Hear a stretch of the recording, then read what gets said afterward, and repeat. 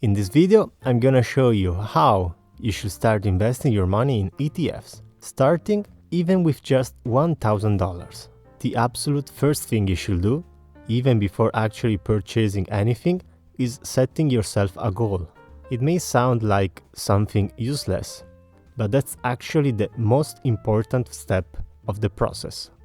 So, why do you want to invest? To answer that, let's figure out another thing first. Are you investing for the long term or the short term? There is not a precise and definite distinction between long-term and short-term investing, but we could generally make a cutoff to 10 years. So long-term investing means that you will not withdraw or touch in any way the money that you invested for the next 10 years or more. A typical goal for long-term investing is investing for retirement.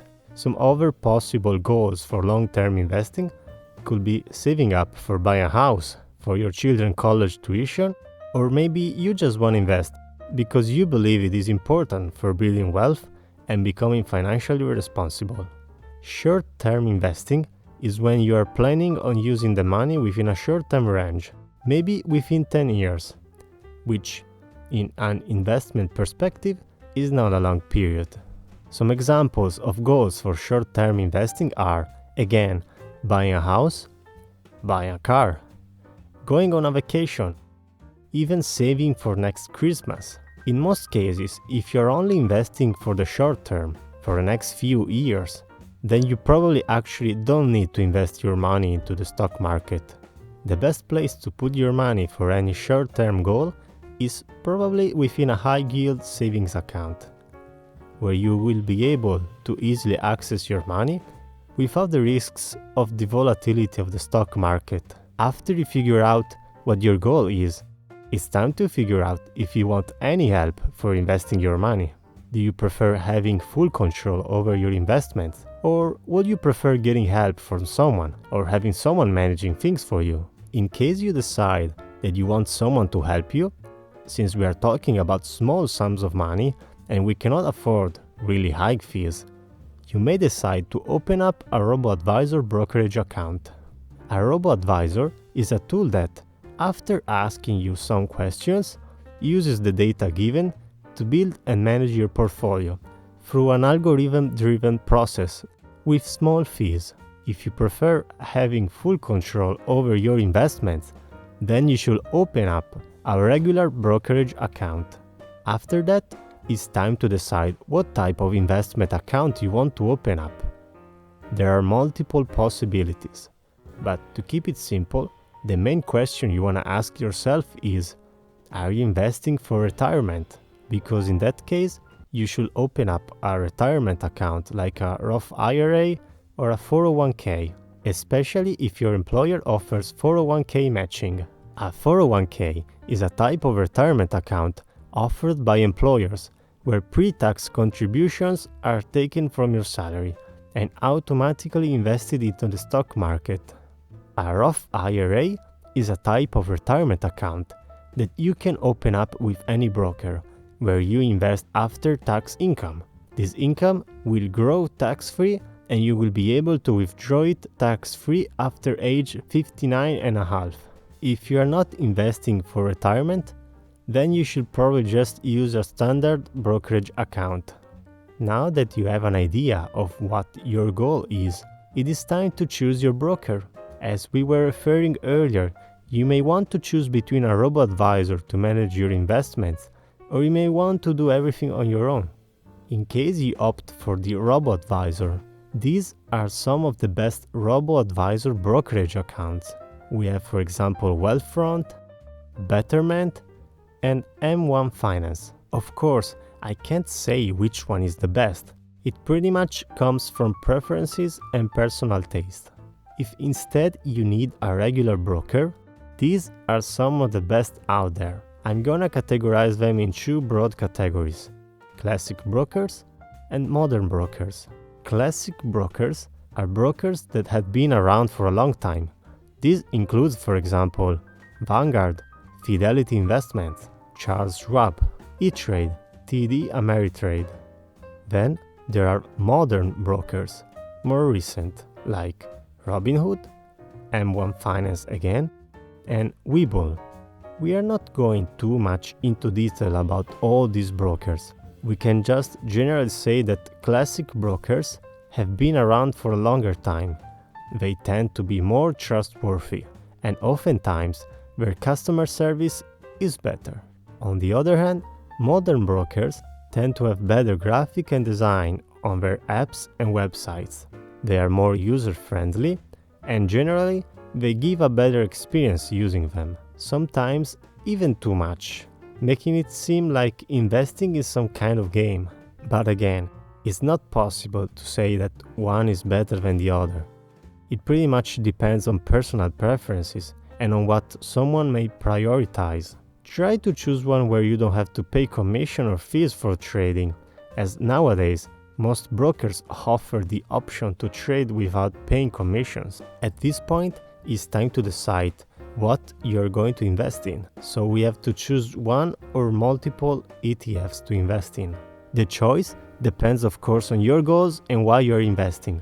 For example, if you are already retired or simply want to have an extra source of regular cash flow, you will probably want to invest in dividend-focused ETFs. These are some of the best choices. We have, for example, YDIV, SPYD, and SCHD. These ETFs invest in the best dividend distributing companies.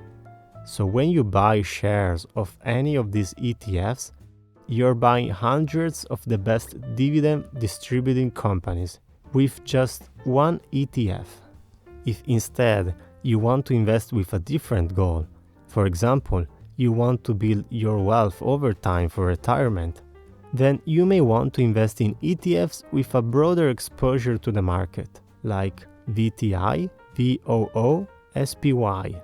An ETF like VTI allows you to invest in the entire US stock market, roughly 4,000 stocks, while ETFs like SPY and VOO allow you to track the S&P 500 index, which tracks the 500 biggest companies in the US. It's arguable what is the best approach. Most likely, they are going to perform very similarly over time.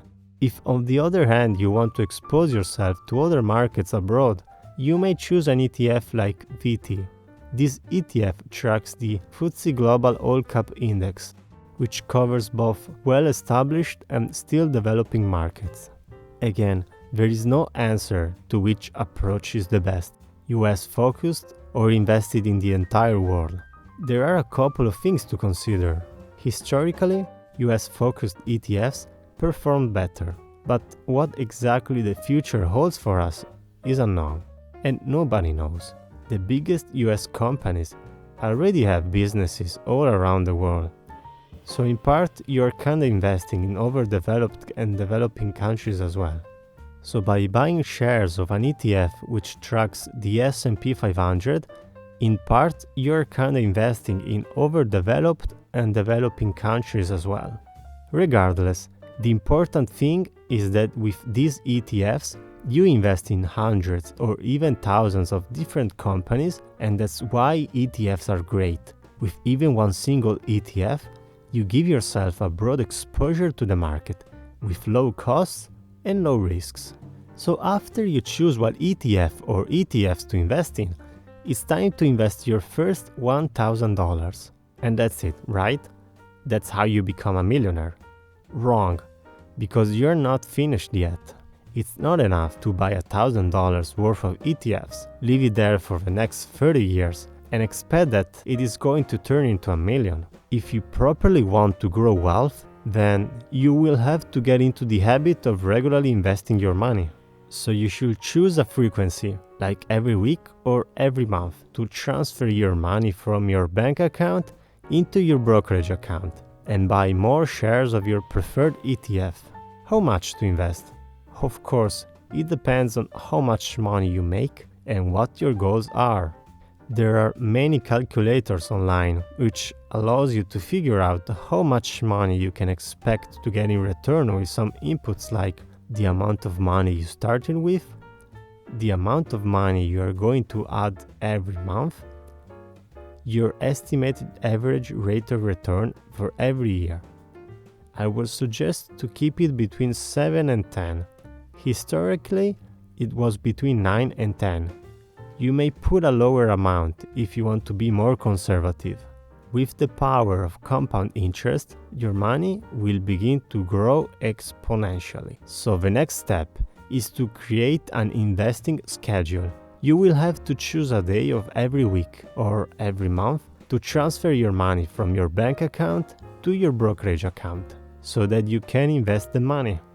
Many brokers nowadays have useful features that allow you to automate this process on a predetermined schedule. This will make sure that you will consistently invest, as it's easy to get out of the habit of investing, and we don't want that. Money is the most powerful tool to navigate this world we live in. So if you want to be the master of your life, you have to master money.